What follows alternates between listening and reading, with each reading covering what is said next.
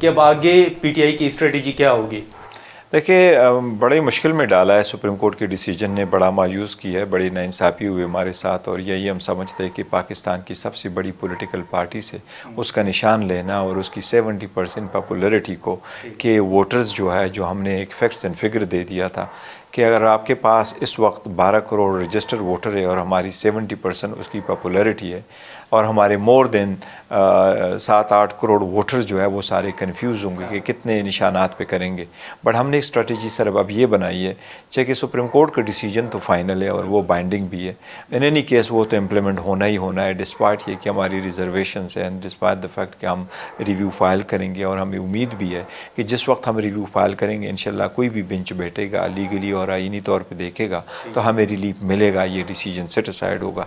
लेकिन for now we से कि इसको छोड़ दे, जो पास्ट आज तक जो हो गया सो हो गया, अब सीज फायर करो, proceed to the future. Review file नहीं रिव्यू फाइल करेंगे, लेकिन मैं ये कह रहा हूँ कि ना फ्यूचर के लिए हमारी प्लानिंग यही है कि जो हो गया अभी तक वो तो हो गया, हमारा सिंबल चला गया। अब हम चाहते हैं कि फ्यूचर पे खान साहब के जो मैसेज है कि आप इलेक्शन करें, डटे रहें, आप तसल्ली के साथ रहें, हौसले के साथ बढ़े, आप जो है ना घबराएं नहीं, आप कंटिन्यू करें और इंशाल्लाह ताला इंडिपेंडेंट भी हो।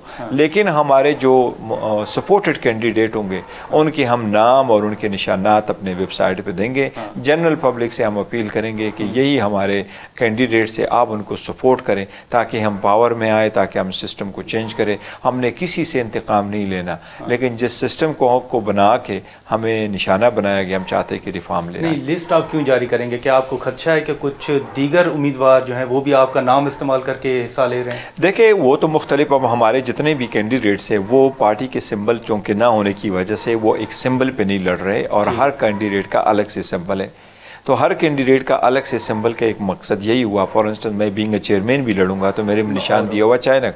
अब मैं अगर उसके निशान से लड़ूंगा तो लोगों को क्या पता होगा, तो इसलिए हमने अपने वेबसाइट पे देना है कि जो कैंडिडेट जिस कंस्टिट्यूएंसी से लड़ रहा है उसका इंतखाबी निशान ये है।